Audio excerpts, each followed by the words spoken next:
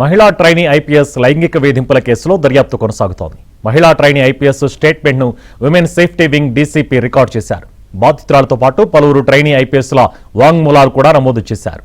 ఉదయ కృష్ణారెడ్డి ప్రవర్తన, వ్యవహార శైలిపై ఎన్పీఎస్ సిబ్బంది ట్రైనీ ఐపీఎస్ నుంచి కీలక సమాచారం రాబట్టారు. ఉదయ కృష్ణారెడ్డి స్టేట్మెంట్ను కూడా విమెన్ సేఫ్టీ వింగ్ అధికారులు రికార్డు చేయనున్నారు.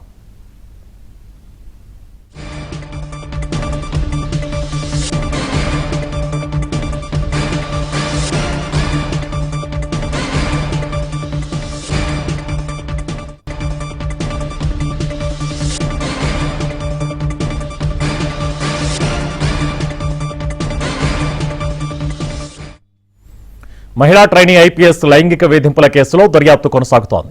మహిళా ట్రైనీ ఐపీఎస్ స్టేట్మెంట్ను women safety wing DCP record చేశారు. బాధితురాలతో పాటు పలువురు ట్రైనీ ఐపీఎస్ల వాంగ్మూలాలు కూడా నమోదు చేశారు. ఉదయ కృష్ణారెడ్డి ప్రవర్తన, వ్యవహార శైలిపై ఎన్పీఎస్ సిబ్బంది ట్రైనీ ఐపీఎస్ల నుంచి కీలక సమాచారం రాబట్టారు. ఉదయ కృష్ణారెడ్డి స్టేట్మెంట్ను కూడా విమెన్ సేఫ్టీ వింగ్ అధికారులు రికార్డు చేయనున్నారు.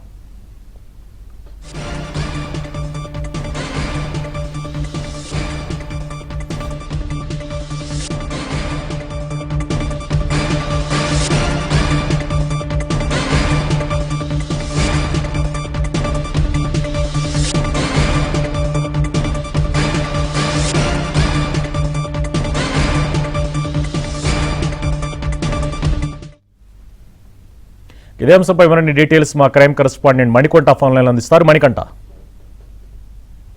శుభాన్, తెలంగాణ పోలీస్ అకాడమీలో మహిళా ట్రైనీ ఐపీఎస్ లైంగిక వేధింపుల కేసులో పోలీసులు దర్యాప్తును వేగవంతం చేశారు. ఈ కేసును అత్తాపూర్ పోలీస్ స్టేషన్ నుంచి ఉమెన్ సేఫ్టీ వింగ్ కు ఉన్నతాధికారులు బదిలీ చేశారు. ఈ క్రమంలోనే women safety DCP Lavanya Nayak బుధవారం నేషనల్ పోలీస్ అకాడమీలో మహిళా ట్రైనీ ఐపీఎస్ స్టేట్మెంట్ ను రికార్డ్ చేశారు. అలాగే మహిళా ట్రైనీ ఐపీఎస్ తన ఫిర్యాదులో పేర్కొన్న ఆరోపణలు, వాటికి సంబంధించి అందుబాటులో ఉన్న డిజిటల్ ఇతర ఆధారాలను దర్యాప్తు అధికారులు స్వాధీనం చేస్తున్నట్లుగా మనకి తెలుస్తూ ఉంది. బాధితురాలు సహా అకాడమీలో శిక్షణ తీసుకుంటున్న మరికొంతమంది ట్రైనీ ఐపీఎస్ ను కూడా దర్యాప్తు బృందం వాళ్ళు ఒక స్టేట్మెంట్ ను రికార్డ్ చేసినట్లుగా తెలుస్తూ ఉంది. ఉదయ కృష్ణారెడ్డి ప్రవర్తన, అలాగే వ్యవహార శైలిపై ఎన్పీఎస్ సిబ్బందితో పాటు ట్రైనీ ఐపీఎస్ నుండి పోలీసులు కీలక సమాచారాన్ని సేకరించారు. ఇప్పటికే ఆరోపణలు ఎదుర్కొంటున్న ట్రైనీ ఐపీఎస్ ఉదయ కృష్ణారెడ్డి హాస్పిటల్ నుంచి నిన్న డిశ్చార్జ్ అయ్యాడు. అయితే 3 రోజుల క్రితం చికిత్స పొందుతూ ఆయన హాస్పిటల్ నుంచి బయటకు వచ్చిన తర్వాత